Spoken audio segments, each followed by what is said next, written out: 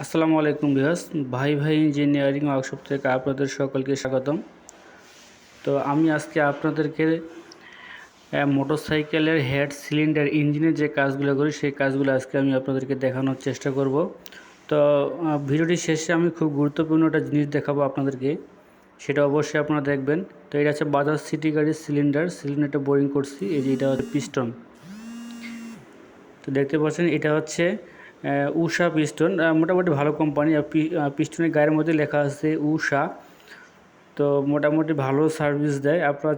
আপনারা চাইলে আপনাদের মন মতো পিস্টন ব্যবহার করতে পারেন। তো এটা শুধু বোরিং করা হয়েছে, এখনও পলিশ করা হয় নাই। তো এই যে আরেকটা গাড়ির কাজ আমি দেখাচ্ছি। এটা হচ্ছে RTR গাড়ি 160 সিসির কেম।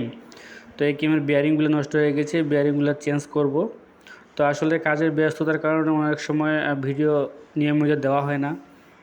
তো এটা হচ্ছে RTR 160-এর পিস্টন, পুরাতন পিস্টনটা আমি আপনাদেরকে দেখাচ্ছি। তো যাদের মোটরসাইকেল আছে তারা অবশ্যই আমার সঙ্গে যোগাযোগ করতে পারবেন। আর কোনটা কাজের কী রেট যদি আপনারা কেউ জানতে চান, অবশ্যই আপনারা আমাকে কমেন্টে জানিয়ে দিন। অবশ্যই আমি আপনাদের কমেন্টে রিপ্লাই দিয়ে দেব। আমার দোকান দিনাজপুর বিরামপুর কলেজ বাজার। তো এই যে এটা হচ্ছে RTR গাড়ির পুরাতন পিস্টন। তো আশা করি অনেকেরই মোটরসাইকেল আছে, খুব প্রয়োজনীয় একটা জিনিস। তো এই যে এটা হচ্ছে সিলিন্ডার, 160 সিসির সিলিন্ডার। আমি যে আপনাকে পুরাতন পিস্টনটা দেখালাম। আর এটা হচ্ছে ক্লাস বাটির ভিডিও আমার দেওয়া আছে, আপনারা চাইলে আমার ভিডিও দেখে আসতে পারেন। তো এটা কাজ করা হয় নাই, এখনও কাজ শুরু করি নাই, তবে একটু পরেই শুরু করব এটার কাজ। তো এই যে এটা হচ্ছে আপনাদের ভ্যানি পিস্টন, RTR 160 সিসির ভ্যানি পিস্টন। তবে এটা মোটামুটি চলে, যে একেবারেই যে ভালো আমি তাও বলবো না, 50 সাইজ দিয়ে বোরিং করব। একেবারে যে ভালো আমি সেটাও বলবো না, মোটামুটি চলে কম বাজেটের মধ্যে। তো সবথেকে যে গুরুত্বপূর্ণ বিষয়টা আমি আপনাদেরকে বললাম যে RTR 160 সিসি সিলিন্ডার, যেটাতে আপনারা দেখবেন যেটাতে এসি লাইন আছে, যে এগুলো হচ্ছে সেন্টারিং বুশের জায়গা। এই চারটা হচ্ছে সেন্টারিং বুশের জায়গা। আর এই মাঝখানে যেটা দেখাচ্ছে এটা হচ্ছে এসি লাইন। এই যে এসি লাইনটা আপনারা অবশ্যই সুন্দর করে ক্লিয়ার করে নেবেন। এটাতে কার্বনে ভরাট ছিল, ময়লায়। এই যে এটা আমি সিরিজ দিয়ে একবারে নিকেল করে নিছি, ভিতরটা খুব সুন্দর করে পরিষ্কার করে নিছি। নাহলে এসি লাইনটা যদি জাম হয়ে যায়, সিলিন্ডার হিট হয়ে থাকে সবসময়ের জন্য। এই যে দেখতে পাচ্ছেন কি সুন্দর করে নিকেল করে নিছি ভিতরটা। এটা একবারে কার্বন দিয়ে ভরাট করা ছিল, খুবই ময়লা ছিল, জাম ছিল, সেটা আমি পরিষ্কার করছি।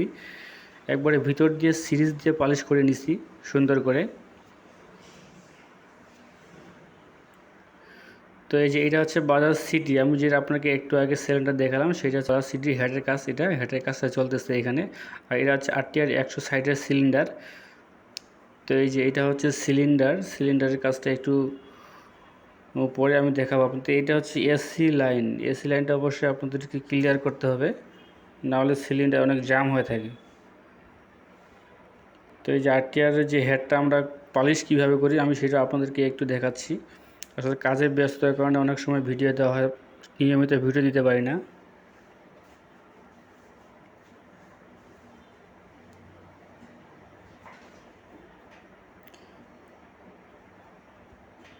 ভিডিওটি বেশি বড় করব না।